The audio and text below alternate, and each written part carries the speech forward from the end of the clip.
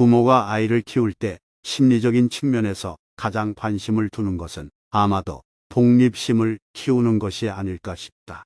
스스로 인생을 살아갈 수 있는 능력을 독립심이라고 한다면 결국 독립심은 생존 능력이라 할 수 있다.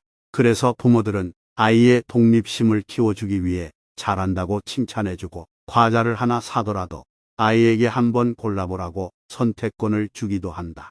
그리고 심부름을 시켜서라도 작은 임무를 주기도 하고 명령보다는 권유나 제안을 하고 아이가 무엇인가를 하려고 할 때도 나서지 않고 한 발자국 뒤에서 지켜봐 준다. 스스로 해나갈 수 있는 걸 보기 위함이다.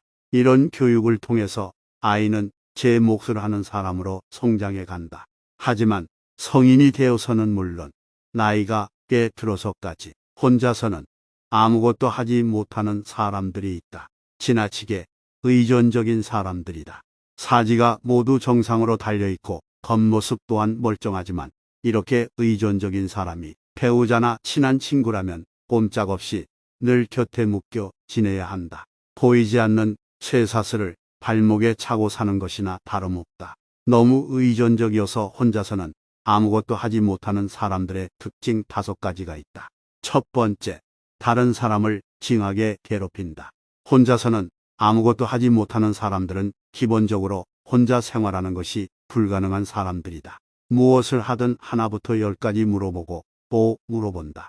더 사람을 미치게 하는 것은 물어보는 것을 넘어서 아예 아주 대신해달라는 사람도 있고 그저 혼자 있는 것조차 불안해서 아예 사람을 특별한 이유도 없이 곁에 붙잡아두려고 한다. 그래야 안심이 된다고 하지만 자기 편하자고 하는 짓이기도 하다. 이런 지경이니 상대방에 대한 배려는 눈꼽만큼도 없을 게 분명하다.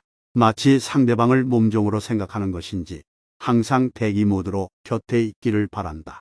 혼자서는 아무것도 하지 못하는 사람들은 할 줄 모른다는 핑계로 자신 없다는 구실을 대면서 사람을 붙잡아두려고만 하지 전혀 배워보려는 노력조차 하지 않는다. 자기는 그저 입만 놀리고 상대방이 그 뒤치다거리를 다 해주길 바랄 뿐이니 그래서 더 미울 수밖에 없다. 두 번째, 사람 따라 자신을 바꾼다. 의지할 수 있는 사람이다 싶으면 아주 껌딱지처럼 붙어버리니까 사람들이 질려서 쉽게 떠나버린다. 그러다 보니 의존적인 사람들은 누구를 만났는지에 따라 자신의 역할과 태도를 바꾸는데 아주 능하다. 상대방의 취향을 따르고 자신이 좋아했던 것들을 포기하면서까지 상대의 마음을 사는데 노력을 해야 하니까 일관성 없이 자신을 사람에 따라 바꾼다. 사람을 잡아 곁에 둬야 한다는 강박 때문에 하는 짓이지만 이러면서 자신은 상대방을 배려하고 상대방과의 관계를 위해 희생조차 마다하지 않는다고 생각한다. 애초부터 이런 생각을 갖고 있으니 사람이 질려 떠났을 때 자신을 피해자라고 여기게 된다. 의존적인 사람은 인간관계가 정리되었을 때 본인만 희생을 했지만 결국 자신이 배신당했다고 생각한다. 배신했다고 생각하면 떠난 사람들에 대한 복수심을 갖게 된다. 헤어진 배우자, 애인, 친구 찾아가 해코지하거나 무시무시한 폭력을 일삼는 사람들이 있다. 이런 사람들이 기본적으로 의존적인 사람들이다. 세 번째, 경계선이 없다. 사람과 사람 사이에는 서로 지켜줘야 할 그리고 넘지 말아야 할 경계선이 있다.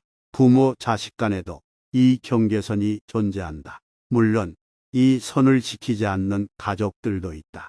상대에 집착하다 보니 넘지 말아야 할 선을 넘어서게 된다. 상대를 붙잡아두기 위해 드리는 자신의 노력만큼 상대방도 그렇게 해주길 바란다. 자신이 뭘 하든 상대에게 물어보고 확인하고 같이 해달라고 하는 것처럼 상대방도 자신에게 매달려 살기를 원한다. 정상적인 사람이라면 이런 관계를 원하는 사람과의 관계에서 불편함과 답답함, 그리고 속박감, 후속감을 느끼게 되니 건강한 관계가 아니라서 벗어나야겠다고 생각하는 것이 정상인데 반대로 그러면 그럴수록 의존적인 사람은 상대방에게 더 집착하는 강박을 보이게 된다.